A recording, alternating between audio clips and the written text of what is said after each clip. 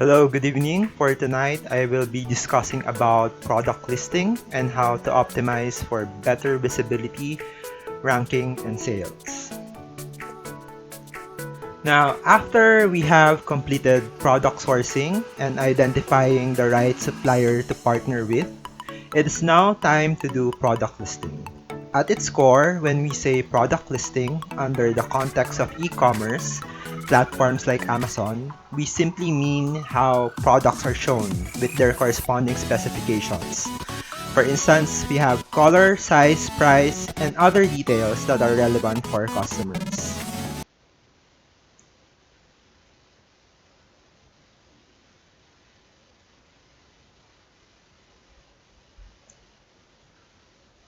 Now, before discussing the best practices when it comes to listing products in Amazon, we need to first understand how the Amazon algorithm works. It is called A9 after the name of a subsidiary that handles the search engine optimization tasks.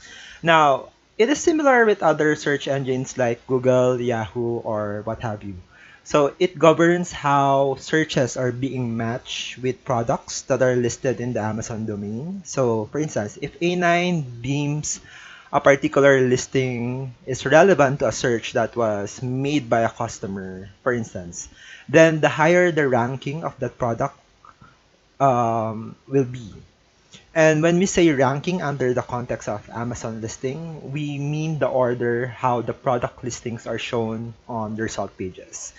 While it has similarities with the other search engines, it is important to note that it has its unique features. For one, it is a search engine meant only to help buyers find the products that they are searching for. That being said, it excludes informational or navigational searches. Informational search happens when people are trying to know, for instance, how to cook this dish or how to repair this broken stuff.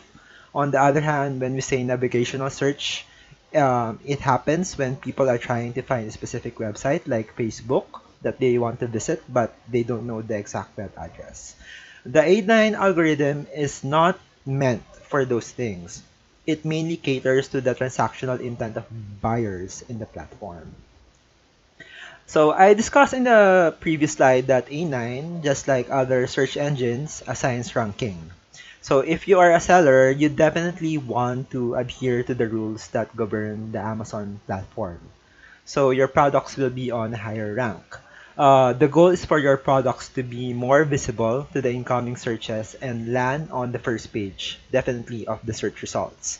But buyers oftentimes stick on the first page and a few pages after that, and they seldom go beyond the third page. That is why the rankings are very important. So how can we achieve better rankings? The way is to optimize your product listings. And when we say optimize under the context of what is being discussed, what we mean is to upgrade all the elements that make up an Amazon product listing. Now, if we want to be more relevant, again, we want our products to be more visible and we definitely want a higher click-through rate. In order for us to achieve that, we need to improve these elements or components.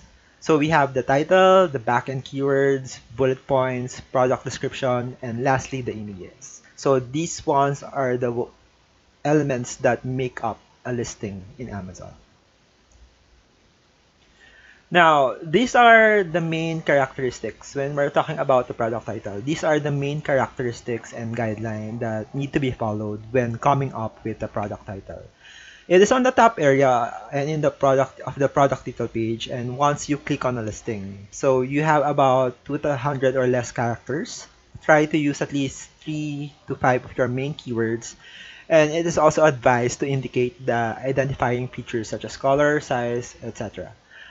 You can also use a comma or hyphen to break the phrases because it is sometimes off-putting for some customers if you have like one continuous title without any breaks. And these ones are the don'ts, the ones that are in red bullet form. Ensure that you do not use promotional phrases like low price or discounted, and do not use special characters as well, like hashtag or the number sign. And lastly, there should be no subjective words or commentaries like the best item. It doesn't mean anything. What is best for one customer might not be the same for the others. So you cannot standardize or measure those. So it is highly prohibited because they just tend to mislead customers. Now for the back-end keywords, these are the ones that customers will not be able to see on the front end, meaning the product detail page. So they cannot see all of these things. So if you still have high search volume keywords in your keyword bank that you were not able to use for the product title, you can put it here. It can only be accessed by the Amazon Seller Central dashboard. Now, there are two main fields for the backend keywords. The first one is the subject matter, and the other one is the search terms. For the subject matter, you have about 5 lines and about 50 characters per line, although the actual limitation is on the actual bytes being consumed as you put your keywords. Now, you can also put in misspellings and foreign words. Again, since these will not be seen, only the seller and the VAs can actually see it. One of the strategies is to use the wrong spelling words that came up as a result of your keyword research. Some customers tend to misspell certain words in searching for products. The same idea goes for foreign words. Now, if you have a particular product that is also known by a foreign word, like for instance, a Spanish word, put that as well on the back end so that your listing would still be indexed when people are searching those foreign words. Now, it is advisable not to use prepositions and short articles because they don't serve any purpose than to make it look grammatically correct. But again, since these will not be on the back end or it will not be on the front end portion, they will be on the back end portion. You don't have to strive to make it look grammatically appeasing. Now, these ones are non-negotiables. The ones that are highlighted, or the ones that have the red bullet points again.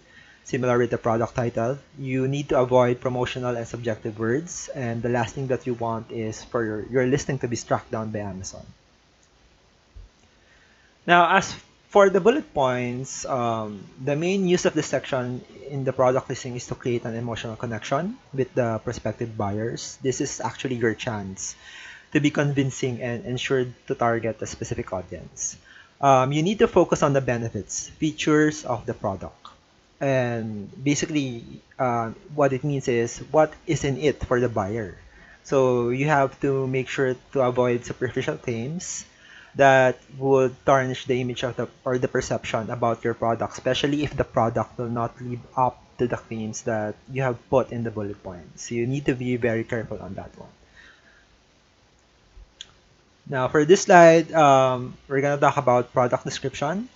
You have about less than or equal to 2,000 characters, so make it like an infomercial. So in conjunction with the bullet points, this is another section in the listing wherein you can convince prospective buyers that your product is the best fit for what they're looking for, or if they currently do not have plans to buy the product, you can entice them to do it now by adding call to action words and a guarantee towards the end of your product description.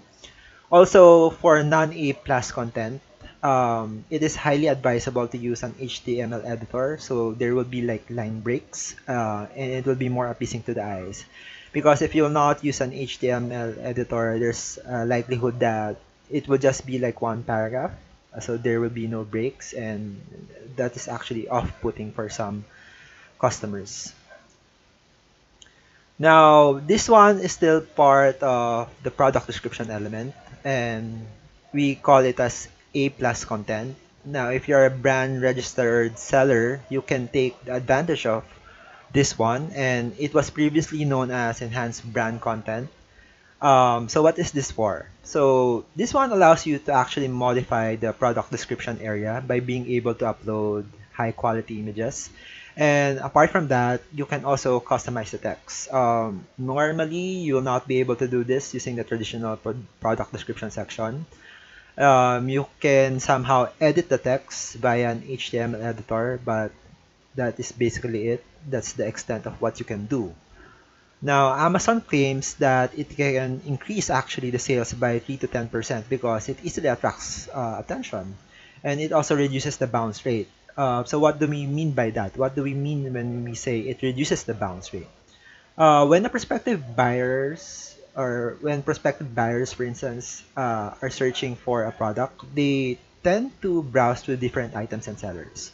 So it is likely that they will just not like stop for a certain listing. So they will browse through. Now, if you have engaging photos and convincing text, it will be more likely that customers will stay in your product listing than bouncing off to other listings. Now, this one, images, this is the one that we need to be very careful with. Amazon will not let you upload the files if it will not be able to meet the Amazon guidelines and specifications. These are just some of the rules that need to be followed. There are stricter rules for the main image as compared to the other view images, or what we call as supporting images. For the main image, for instance, you have to ensure that the background color is white only. You cannot also add additional objects and additional notes, text, graphics, or inset images. They're not even allowed as well. So when we say inset images, it's an image within an image. Again, you need to be very careful with this one. If you're even successful with the uploading of the files, you still need to be vigilant because your listing can still be struck down by Amazon based on their additional review. Now, it's time to do a simulation on product listing. So let's just do a simulation or a quick run through of how I conducted my product listing optimization. The product is still the same. It's lumbar support pillow per chair. And then after we have completed our product sourcing, I went on to do my keyword research first. But here are the main steps that I followed. The first one is the crucial one. So it's the crucial step, and this is the keyword research actually. So based from what we discussed earlier, the title, bullet points, product description, and backend keywords are still, they are all text-based. So the inputs for those elements will actually come from your keyword research. So prepare that, and you can use various tools like X-Ray, Cerebro to pull the data from the Amazon website. Then from Cerebro, step two, you can use Frankenstein to process the keywords. In other words, you can clean up the data that you pulled via Cerebro, and then afterwards you can use Scribbles to do the mock-up of your product title and the other text-based elements for your product listing. And once you are done with the final keywords, text, and copywriting, you can prepare the images as well and then upload everything to the Amazon Seller Central for the specific product listing that you have in mind. Now, for this slide, so this is what I did. Again, I started with X-Ray, then the usual good practice, I remove all of the sponsored products, and then I chose about 5 competitor or ASINs. Then I hit run keyword research. It directed me to the Cerebro page inside Helium 10, and then I picked the exact match filter. I also specified at least 300 volume in terms of the search volume, and I ensured that the organic listing filter is tick, so only organic listings will show in the results. And then the top keywords are shown on the bottom portion of the page. Again, filter by searchable volume, and then afterwards you can export the data into a spreadsheet. Now, in this slide, I did both actually the basic and advanced keyword research methodologies. The top one is actually the basic keyword research, while the bottom part shows the spreadsheet for the advanced keyword. I then proceeded to use Frankenstein to process the keywords that I highlighted in my spreadsheets to clean them up, and then I exported again the final results based on the filters that I picked to Scribbles. Now this is the Scribble page, and then so I filled in the various fields corresponding to the product title, bullet points, backend keywords, search terms, and product description section. And then I exported it again. So I save all of the output into a spreadsheet and then I save it. So the only thing that is left actually is to upload all of the files in the Amazon Seller Central account of your client. So that's it. Thank you for listening.